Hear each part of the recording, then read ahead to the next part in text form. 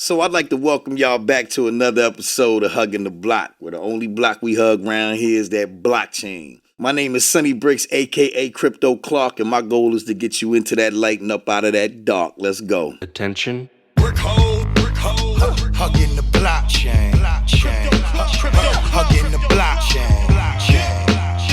Hugging the blockchain. Hugging the blockchain. I'm hugging the blockchain. I'm hugging the blockchain. Hugging the block.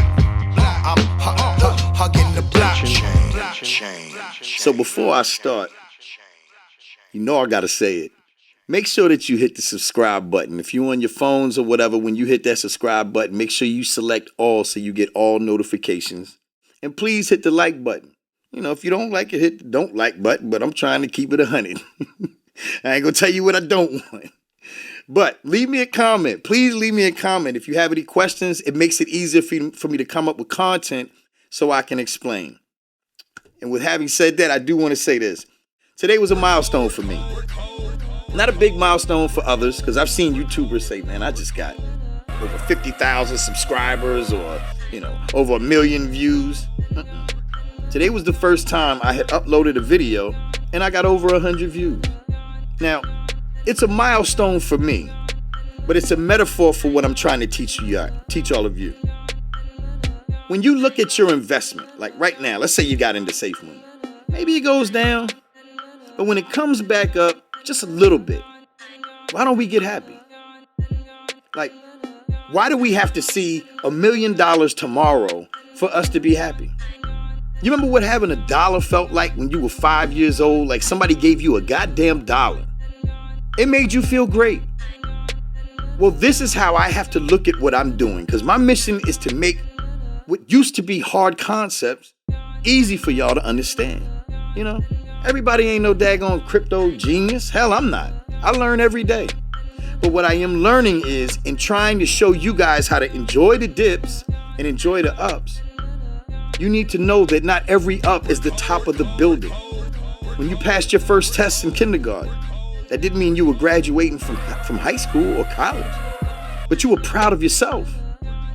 So today I'm proud of myself, and I definitely want to thank all of y'all for watching and supporting and leaving comments and hitting the like button and sharing. I mean, I just truly appreciate it.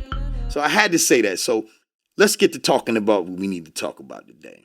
Cardano. Cardano is that coin that's always kind of been a thorn in my side, and I'll explain why. I had packed my bags with XRP, I have Litecoin, I have, you name it, I have it if it's on Coinbase and it's kind of like in that top 10. But I never had Cardano. So my friend Cal, he'll call me up and be like, man, you got to get some of that Cardano. I'm like, well, for what? What's so good about Cardano?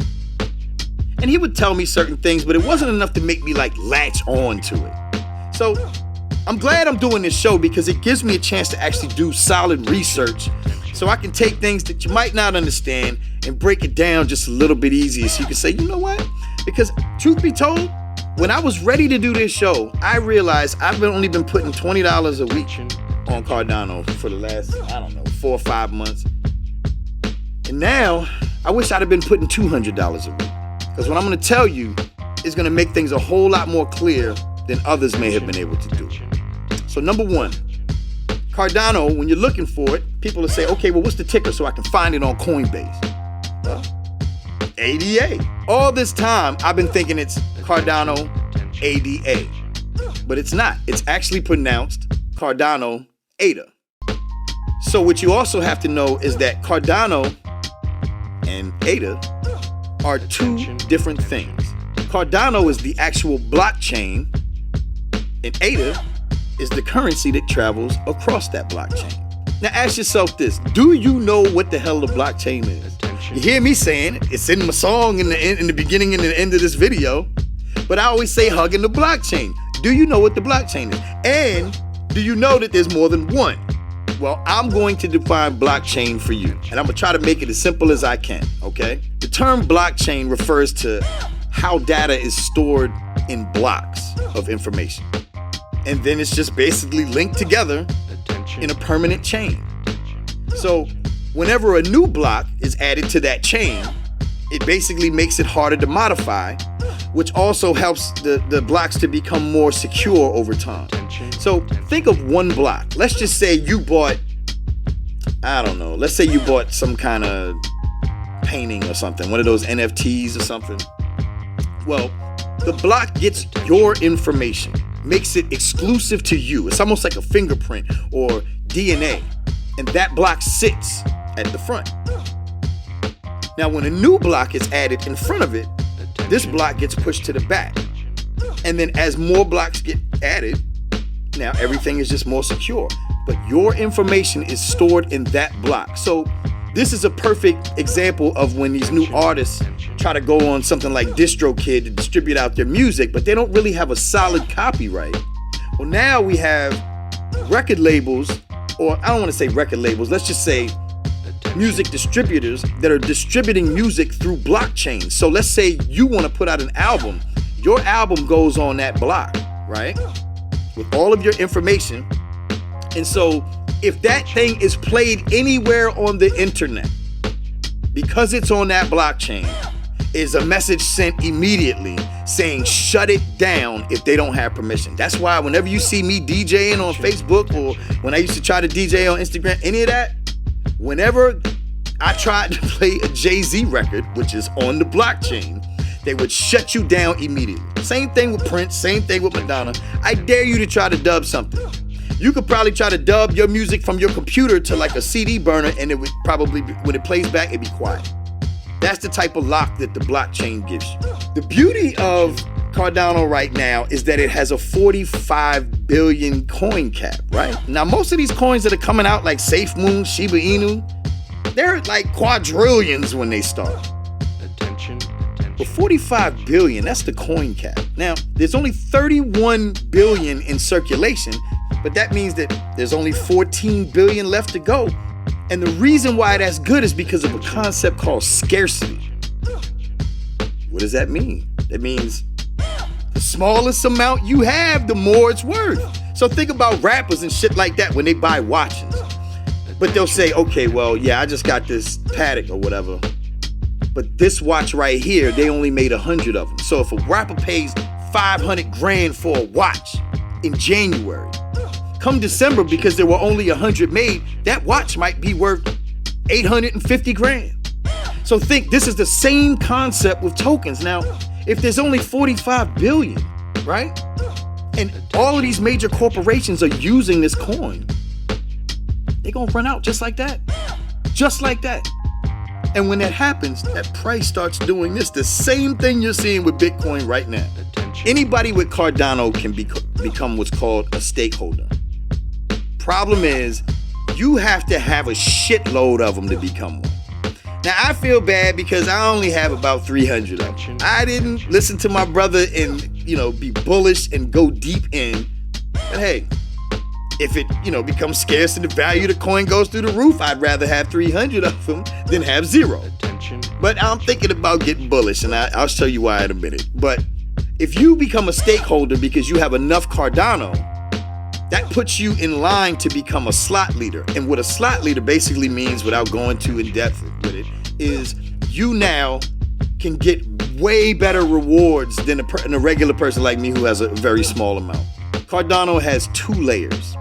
One layer is called the settlement layer, and the next one is called the Cardano computation layer. Settlement layer is easy. Basically, all it does is it's the layer that the tokens move across. That's basically all it is. Now, the Cardano computation layer, that's what contains all of the info on why transactions occur. Now, there's these 2 layers, they basically separate the ledger of account values and the reasons why these values are moved. So when we talked about blockchain earlier and the information, the Cardano computation layer, that's the layer that moves the information across. You see what I'm saying? So it's really not that hard to understand, but I'm gonna ask you, why do you think this is important? This is important because it basically filters the transactions based on the needs of the client. Some transactions don't include identification info, and they want to filter those out. I mean, it makes sense. Basically, why? Because regulation is coming. Now, when people say regulation is coming, you got to understand that's a good thing. Because sometimes we're like, well, damn, if regulation comes, they're going to be taxing us and all of this. Yeah, they're going to be you're going to be paying taxes, but you're an American. And if you're not an American watching this video and you don't have to pay taxes, I wish I was you. But regulation is a great thing, because once we have regulation coming from the government, then now all of these big businesses can now jump in and throw their money in. And those of us that are on the bottom will see these huge increases. And we're talking about Cardano. This coin has use where Bitcoin does not. XRP has use. We want regulation. You understand what I'm saying? Now, the reason why I wish I would have invested so much more into Cardano is because Cardano is literally the internet of blockchain. Can you imagine that? You have different protocols. So you have Bitcoin with its own protocol. You got Ethereum with its own protocol. You got XRP. Cardano allows all of these protocols to mingle. There's no problem. It's seamless transactions. This is what the heck we need, because now transactions are moving quick as hell. But Cardano is laying the framework for all of this to happen. And this is why I wish I would have been putting $200 a week away on Cardano. Because XRP can now communicate with Bitcoin. Oh my God. Just imagine that. It's about as simple as this. Used to have PC and Mac. But you had a disk that you pulled out of your PC. You couldn't put it in that Mac. Well, in this example, now you can. So, I gotta say it. I'm a fan. I'm a fan of Cardano now. But, I'm not a financial advisor. I'm just a crypto enthusiast. And I believe in this. And I want you all to be able to understand this is what you're putting your money into. So whenever you hear somebody say, well, I don't like Bitcoin because it doesn't have utility. Well, now you know about a coin that really does. And now you can see, oh, well, no wonder he likes Cardano. No wonder he likes XRP. No wonder he shits on these meme coins. I mean, I like the meme coins like SafeMoon and Shiba Inu, but they don't have utility. So it's more of an investment thing, like, so I can see how much money I can get real quick. You see what I'm saying? Whereas Cardano, XRP, these are the coins that are here to stay. They're providing the framework, which means they could see prices of 10,000 a coin.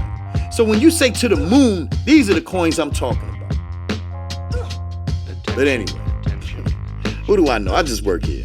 My name is Sonny Bricks, aka Crypto Clark. My goal is to get you into that light and up out of that dark.